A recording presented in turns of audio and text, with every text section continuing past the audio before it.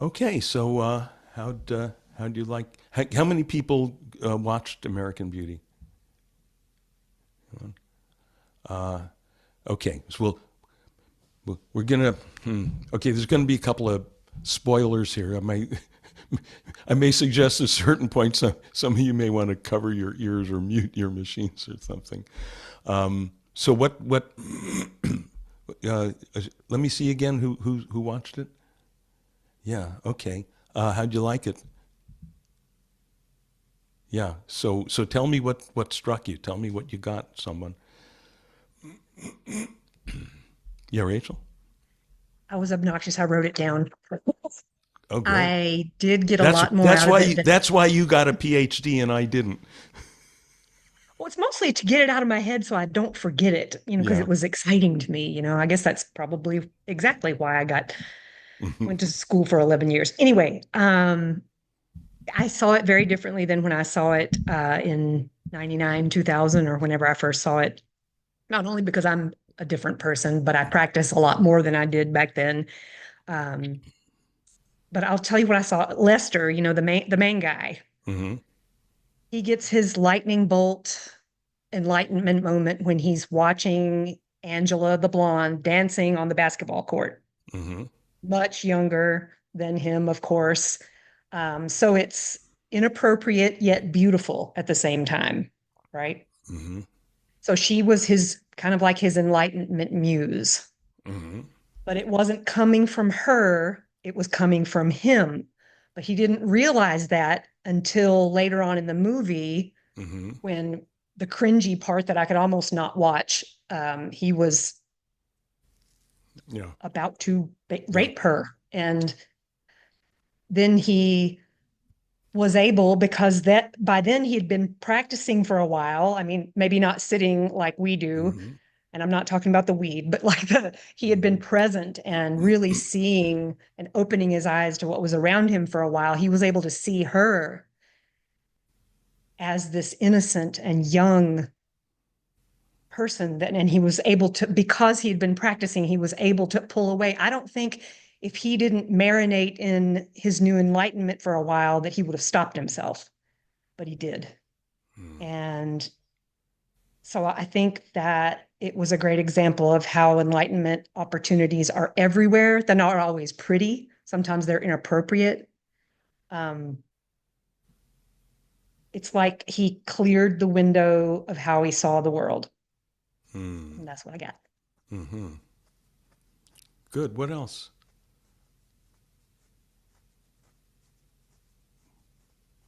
What did other people get? I Perry? thought, oh, sorry. I Yeah. thought it was, I did see it before. I agree with Rachel, and I guess I missed the whole thing because I didn't like it as a movie, and I thought it was kind of filey, icky, the whole thing. Hmm. And this time, I'm more of an adult now. I've lived more. If that was 20 years ago, I don't know when you said it was made. I can't Yeah. remember. Yeah. 99. But to see these unhappy adults, so unhappy, so self-inflicted unhappiness, Yeah. and so mad at the outside. Yeah. And at some point, it seems like all of them, including the major, whatever he is, Lester. in Oh, no, the major. Oh, the corporal. Yeah. whatever the Yeah. Yeah. Yeah. father, the mean Yeah. father. Chris Cooper. Man, he's good. Oh my God. Yeah. And frankly, I even identified with him in some ways. The strict rules and it's got to be, and you Yeah. put it on other people and everyone's unhappy. Yeah. Anyway, I just think the fact that they all come to terms with it in some way, and of course, Kevin Spacey, who I don't like because he actually was some sort of a sexual predator in his real world. So I, you Mm. know, don't always pull that out. Yeah. But Um, by the way, for what it's worth, um, I don't know if it's the whole story, but all the legal charges against him were dropped. Or he was found innocent. Lawsuits against him, he beat all of them for what it's worth.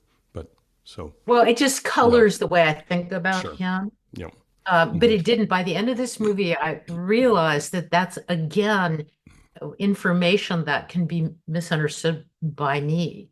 But when Mhm. I thought he was so good in this movie. Oh my God, When yeah. he absolutely turns around, he is a dreary drudge. Yeah. And then he begins to understand, he begins to be himself, his actual self. Who am I? What do I want? And he's funny and light, and he becomes free. And then he's so, to not ruin the spoiler alert or whatever, at the very, very end, his Yeah, face I is think, so you know, flat. I think anyone who doesn't want to hear spoilers should mute or come back and get the recording or something because we need to discuss the whole thing. So, yeah, go ahead. Well, the peace on his face when dead Yes. is, Yes. aren't we all looking for that? That's the part where I went, "Whoa, this is like this is the just most possibly the clearest, most most obvious, there it is, eat it with a spoon moment of awakening maybe I've ever seen on the screen. It's And yet you've fantastic. been prompted by the photographer boy, I Yeah. can't remember anybody's name, Yeah, Ricky. that he's so blown out by the beauty of everything he sees through this lens, Yeah. Yeah. that I'm ready to think that's beautiful to see Yes. the bloody head. And It's like, yep, I get it. you remember earlier on, and the screenwriter. By the way, the screenwriter Alan Ball. When I sent out my last newsletter, I got a note from one of our friend, someone on my email list, a friend of mine who's a filmmaker, and who knows a lot of people from that generation. She's friends with Alan Ball, the screenwriter. She said he's a practicing Buddhist. Oh, that makes a lot of sense. Yeah, it does. It does. That's And a by J.D. Salinger moment right there. yeah, yeah. You're practicing this stuff. It's going to come through the information you're trying to Yes, put and out. by the way, he went on to produce and write 6 Feet Under. I better see that again. Yeah, I've never seen it, but people have been telling me for years that I have to. Yes, Rachel says yes, yes, yes. Oh, Okay, good. Okay, I'll put that on my list. But yeah, that moment of Ricky, the way Ricky turns his head to just look, and it just so open and completely, most people would recoil with horror, but it's set up earlier in the film when he's photographing the dead bird on the ground, and the other people are freaked out and they think, oh, he's a freak, he's a weirdo, and that's repulsive. I don't think it's repulsive or whatever he says. I think it's and the it's plastic beautiful. bag. I mean, it is so beautiful. And Yeah, we see this stuff all the time. We go, that's trash. Yep, pick it up. yeah, It's like you're not really aware of what you're aware of. yes, You haven't noticed yes, yet. yes. Well, he and said it and in the and Rick movie. and Ricky and Ricky and hold on, and Ricky is an artist, and Ricky, this is like what Van Gogh, what Monet, what they do is, as an artist, he's making us see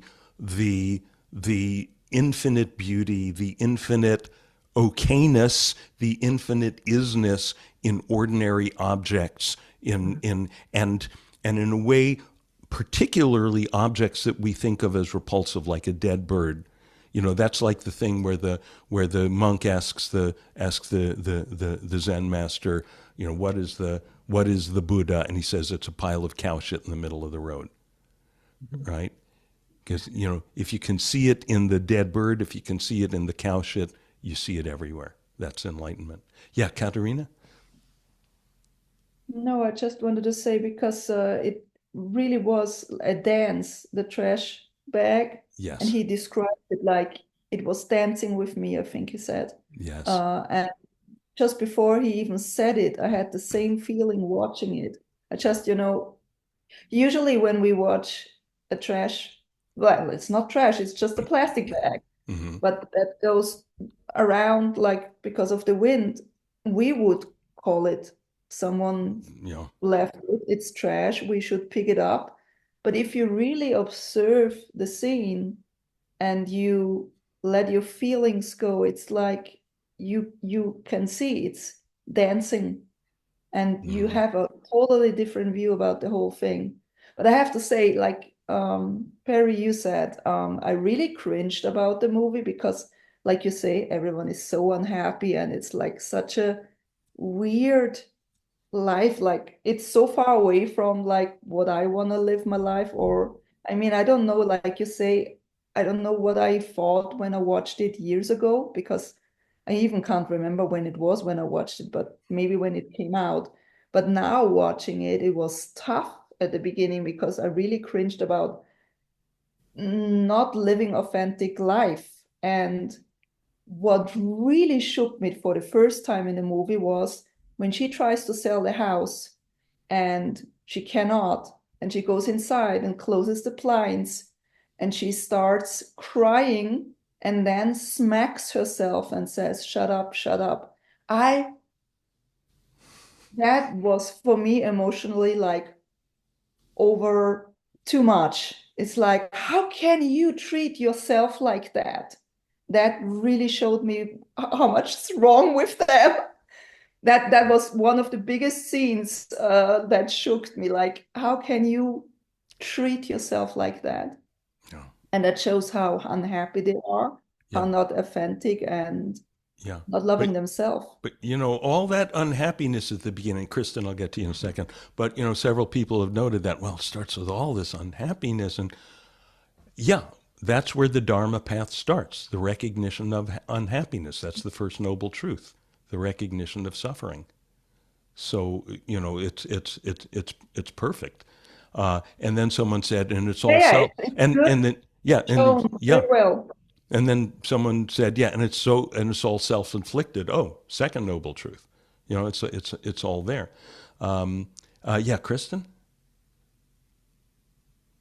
Yeah, mine isn't as fresh, but you guys are all bringing it back because it's probably been 10 years since I've seen it. But okay, the first word was raw, right? I mean, that's the rawest film I think I'd ever seen. And then the other one was like your Inside Out Disney movie. I Yeah. almost felt personally like each of those characters, yeah, really zooming out from the unflatteringness of the characters, because it's not flattering to be seeing yourself in them, but each of those characters reminds me of me in a certain way, and me in the sense of, a skin bag of problems me. I mean, even down to the leering, creepy old guy. And I feel like each of those I could really identify with. So that was cool. I like that. That was an excellent script there to be able to make people feel that if they did, other than me. But by the way, the Pixar film, The Inside Out. Thank you for bringing that up, because that relates to a thing we were talking about a little while ago, which is that we are not our feelings. To say I am angry, I am that. No, and that film has been it's been a real kind of a bit of a Dharma gate for, I think, millions of people who've seen it. It's been I keep hearing how helpful that's been to people to go, oh, joy is a thing I feel. Rage is a thing I feel. It's, but there's this this space within which they all dwell. Oh, that makes me so happy, because I went to see it twice by myself as the only adult in the theater, midday. And because Inside Out 2 is out, right? But yeah. Have you seen 2 yet? Yeah, I saw 2 twice. The Right. first one, I just thought, if Right. little kids can see this is so unbelievable. Oh yeah. And the beautiful upshot of 2 is that, yeah, we have there's rage, and there's ennui. Isn't ennui hilarious? And all that, and and that's great. They all have their place, but things work when we let joy take the controls. And that's when the girls attempt to succeed in the hockey game, when it works, it becomes this graceful dance when joy is at the wheel. Yeah, that's just great. So it's so good. What I guess a good exercise for all you guys then is to watch Inside Out 2 and American Beauty back to back. Yeah. It'll be part of our Dharma Film Festival. But what's in people talking about how just cringy and awful all the situation is at the outset, and all the suffering of all these characters and the Annette Bening character and so forth. But again, here's the power of art to make it all beautiful, to make even the cringy stuff beautiful. How that at the same time we're just marveling, we're just for me anyway, I'm just have so much joy at the brilliance of the performances. I mean, Annette Bening is hilarious, and it's all this just the great kind of timing of everything her comic timing, and all the ticks and the reactions and all that is like, you could like, it would be interesting if you take a really great comic performance like that, and just put it on the screen and turn the sound off, and then someone who's a skilled drummer just turn all her rhythms, all her beats, everything she does, just translate them into drum beats.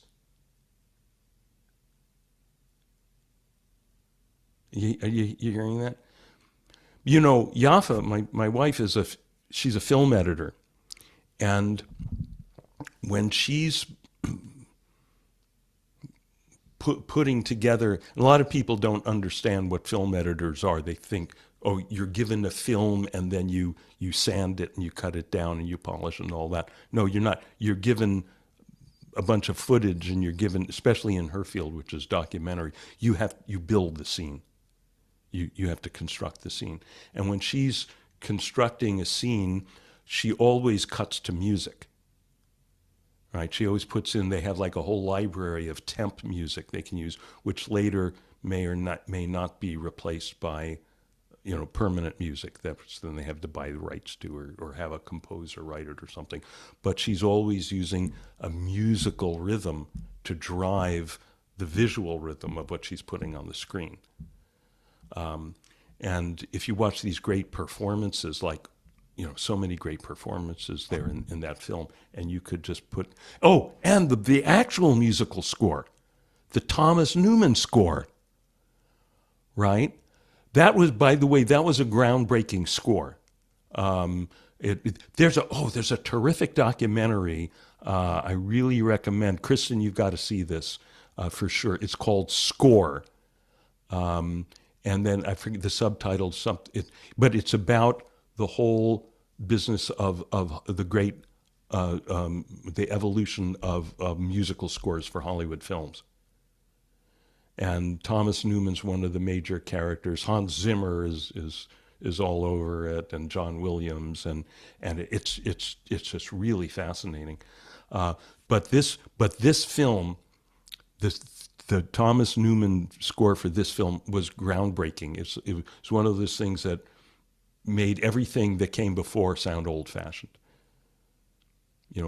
Partly because of the difference between the Muzak, the Lawrence Welky kind of music, and when finally he's free, he starts getting some seriously good rock and roll stuff. American Woman. Right. Yeah.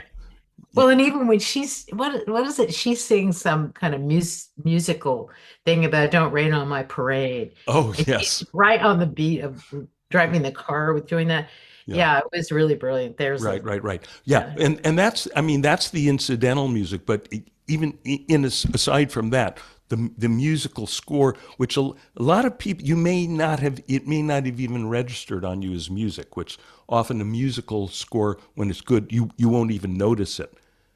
You won't realize you're talking about music that's sort of in the between things, bridges between scenes. Yeah, or just playing. Just anytime it's not, what's the term that they use? It's not like the found music. It's not music that's like coming from the car radio or something.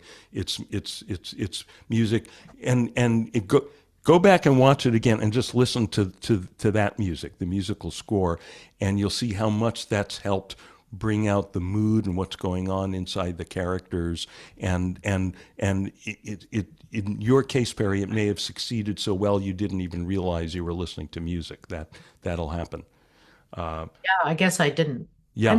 I'm not musical at all. I don't have any Yeah, yeah. information Well, about music, but yeah. Well, I this will be a might good exercise for you.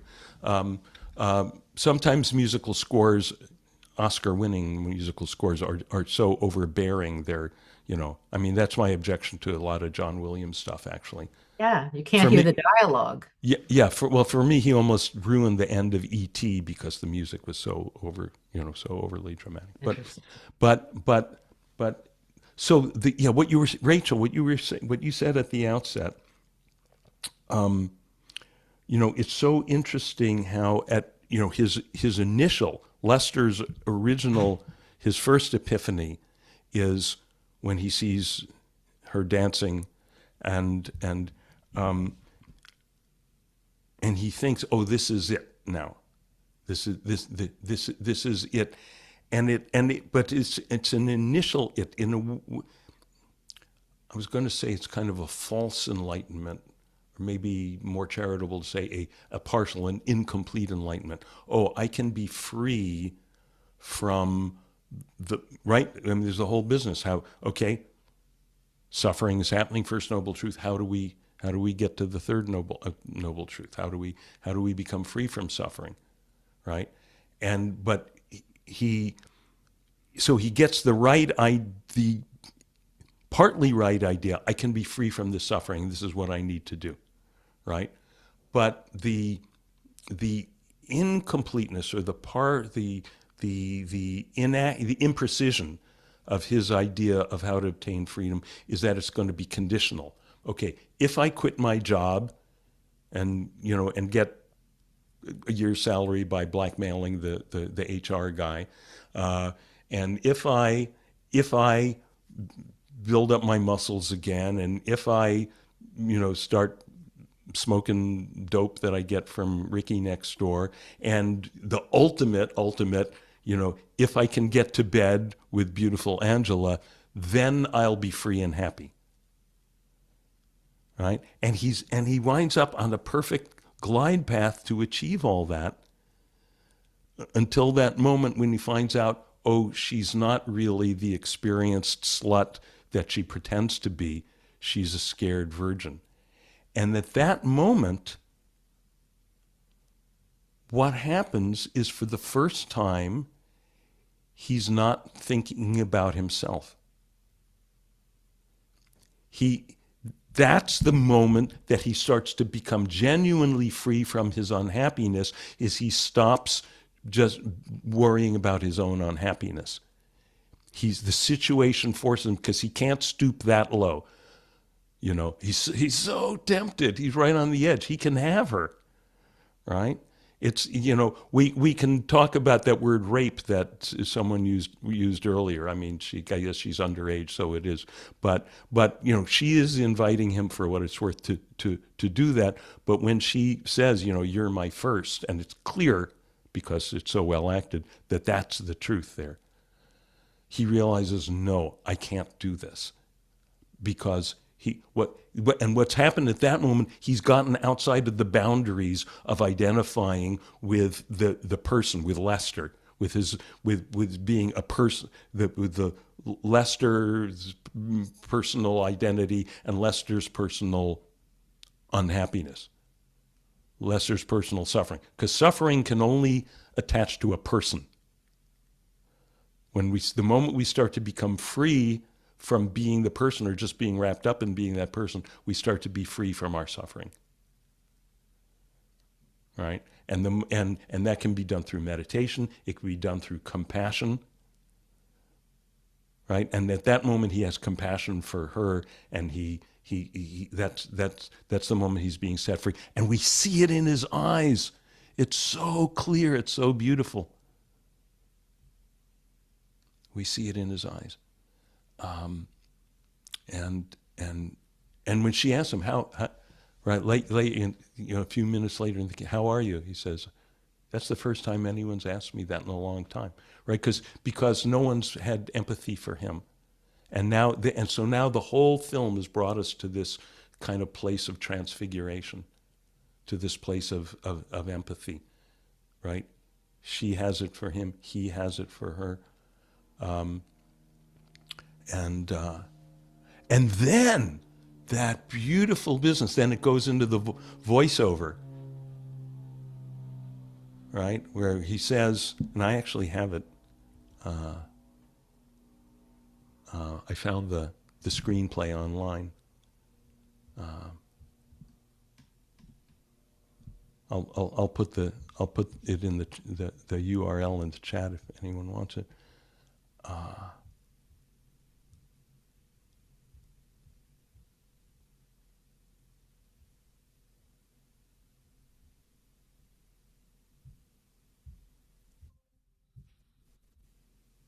He says, I had always heard your entire life flashes in front of your eyes the second before you die.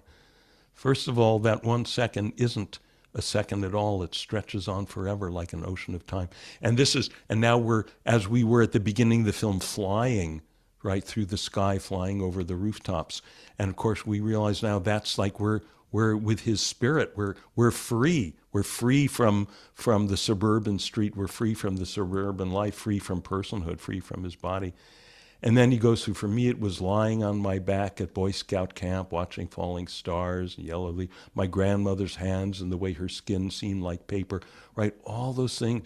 The first time I saw my cousin Tony's brand new Firebird, right? All those were moments of epiphany, moments of opening to that beauty, right? And then right? And Janie and Carolyn, right? And those moments of joy with them when they were younger before they got caught up in weirdness. I guess I could be pretty pissed off about what happened to me, but it's hard to stay mad when there's so much beauty in the world. Sometimes I feel like I'm seeing it all at once, and it's too much. My heart fills up like a balloon that's about to burst. And then I remember to relax and stop trying to hold on to it. And then it flows through me like rain, and I can't feel anything but gratitude for every single moment of my stupid little life. You have no idea what I'm talking about, I'm sure, but don't worry. You will someday.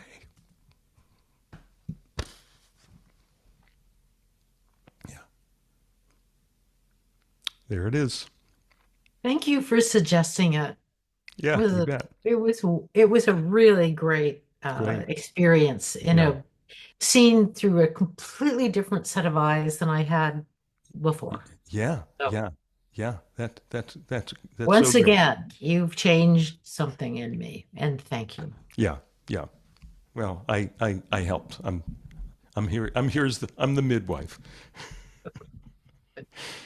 But only you can do that. You've got to show up for it, and you were ready, and you showed up. Yeah, thanks for recommending. You bet. Yeah, Charles. I was going to say that I barely remember it when we first saw it. It was, I think, as Perry said, almost yucky to watch or to be part of it, especially as a male, especially as the father character of, what he was going through. I saw it. I watched it last night. I need to watch it about 4 more times, Yeah. and I'll tell you where I really am on it. Okay. Because there's so much there. Yeah. So much. Yeah. It's so rich. Yeah. Thank you for. You bet. Thank you all. It's so much fun to play with this stuff, and so thanks for talking about it, because especially what Rachel pointed out, when was the moment of enlightenment that he saw her? Yeah. I watched the movie and thought he's just interested in her. It's not like he sees freedom and then he wants to change. He just wants to build muscles so that he looks nice, so that she might be interested. So hearing all that gives a whole different perspective on the movie, like, oh, this is already the moment of enlightenment, not just of, oh, he likes her. He's like sexually interested. So it really gives a whole spin to the whole movie. But again, I would say it's the moment of the first kind of setting on the enlightenment path. Yes. Now It's Seeing the whole seeing picture, yes, definitely. it's seeing, oh, here's the beginnings of a way out of my life of suffering. Yes, yes. So it's the beginning of the path, and what we see in his death is the end of the path. And when No, no, Ricky looks, definitely. and when Ricky looks at him and smiles, and the screenplay, um, uh, um, in the screenplay, the stage direction tells us that Ricky looks at him and sees the faint smile on. Oh no! First, we see the faint smile on Ricky's face as he turns his head and looks at him, and then we see Lester's dead face with the same smile. That's just gorgeous. So, may all beings swiftly see that beauty that's everywhere, that heart bursting beauty, and realize our innate freedom from our tiresome suffering. Loka samasta sukhino bhavantu. Loka samasta sukhino bhavantu. Loka samasta sukhino bhavantu. Om Shanti Shanti Shanti.